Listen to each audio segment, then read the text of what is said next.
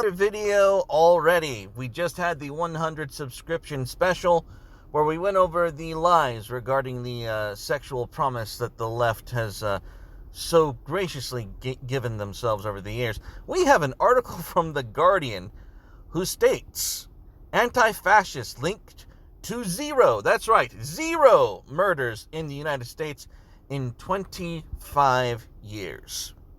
As Trump rails against far-right fascism, new database shows left-wing attacks have far fewer people dead than violence by right-wing extremists. Now, hang on. Left-wing attacks have far fewer people dead than violence by right-wing extremists. That's not a zero number. But let's go on. Donald Trump has made warnings about the threat of Antifa and far-left fascism as a central part of his re-election campaign. But in reality, left-wing attacks have left far fewer people dead than violence from right-wing extremists. Now, let's stop for a minute here. What right-wing extremist deaths have you heard about in the news cycle recently? No, really, take a moment and think about it. Now, mind you, one girl died at Charlottesville, which I had nothing to do with, which I honestly disavowed. I didn't think Charlottesville was a good idea. But one girl dies, and it's blown up out of proportion. It's non-stop coverage. Now, left-wing deaths, what was it? The George Floyd riots, the Black Lives Matter riots, those deaths have risen up to 28 and still counting because we're finding bodies in the burnt-out wreckage. Now, we don't know if that's quote-unquote Black Lives Matter or Antifa, but allegedly there's no link to these deaths and Antifa, allegedly. Now, a new database of nearly 900 politically motivated attacks and plots in the United States since 1994 includes just one attack staged by an anti-fascist that led to fatalities. So it's not zero.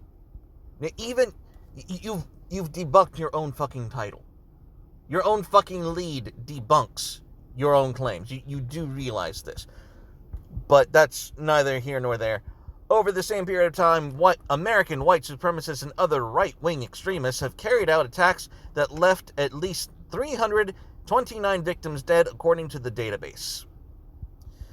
Oh my God. More broadly, the database lists 21 victims killed in left-wing attacks since 2010.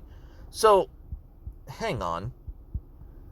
And 117 victims of right-wing attacks in that same period, nearly 6 times as much. Attacks inspired by the Islamic State and similar jihadi groups, in contrast, killed 95 people since 2010. Hang on. Stop. Pause. We are judging the Islamic State by kills since 2010, but we're judging right-wing violence by 1994. As if that wouldn't skew the numbers at all.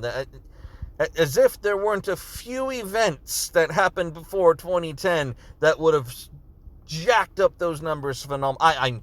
I'm sure that, there's nothing in there, but just hypothetically, maybe there's a few events that would jack up those numbers to, far outweigh and exceed, quote-unquote, American white supremacist right-wing extremists.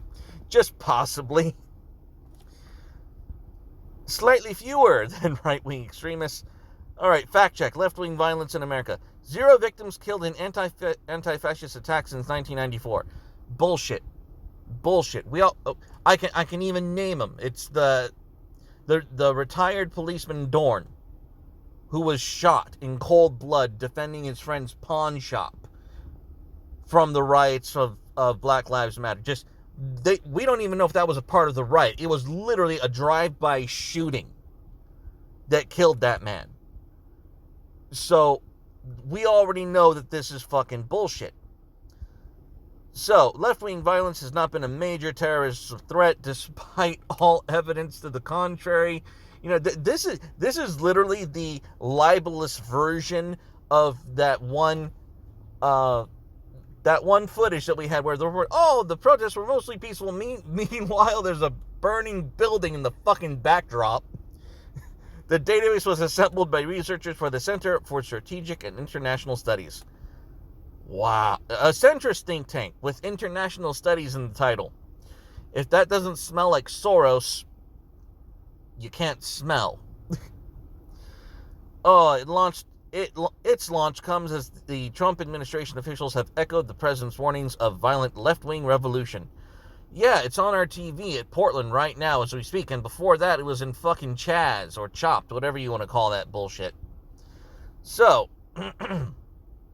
defining which violent incidents constitute politically motivated acts of terrorism. I see. So defining them is the issue. As long as we define them as peaceful protests, if anyone dies, we can't constitute them as politically motivated acts of terrorism. That's the catch here. They're not. Where did they get the information? Where did this? The Center for Strategic and International Studies get their information? From the ADL, the Anti-Defamation League. While researchers sometimes disagree on how to categorize the ideology of specific attacks, multiple databases that track extremist violence, including data maintained by the Anti-Defamation League, and journalists from the Center of Investigative Reporting have found the same trend. It's violent right-wing attacks, not far-left violence, that presents the greater deadly threat to Americans today. Let me qualify that for just a moment. It doesn't present a deadly greater threat to Americans. It presents a greater deadly threat to the establishment. That's what they're talking about. But if we actually go to the Anti-Defamation League source of information, they actually include things where someone kills someone and they have alt-right leanings or white nationalist leanings, and then they turn themselves in. That's what they're counting as a politically motivated terrorist attack.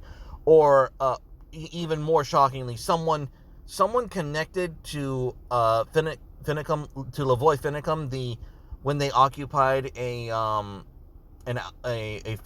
abandoned Federalist outpost to protest the seizures of their land. A friend of his was accused of setting off some bomb with. There's no conviction. It's an accusation, and it's with a group of people who were demonstrably known to not be violent. Lavoy Finicum was shot to death in the back by FBI agents.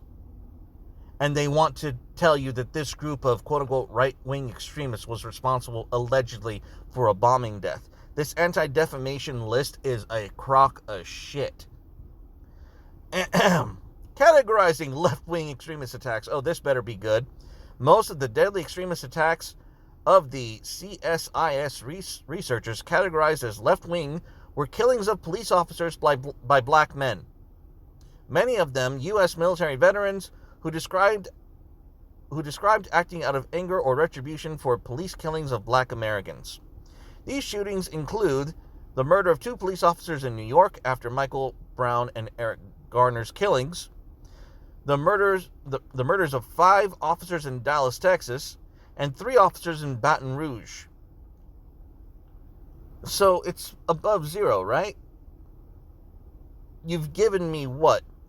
2, 5, 8, 10. That's 10. You've given me 10 solid cases of leftist violence where someone died. Demonstrably.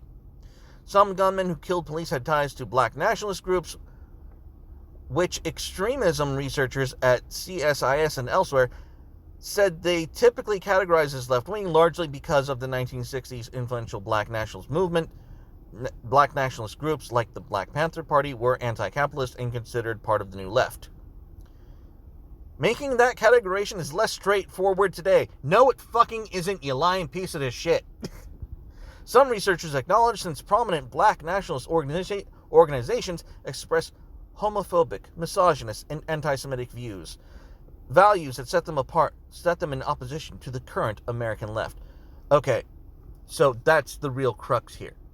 It's not that there's no left-wing deaths. It's that the left wants to eat each other in such a fashion that they can disavow other leftist violence. Well, don't let them get away with it. This is transparent as fuck. It's a bullshit lie, and no one, absolutely no one, should be getting away with it. That's all.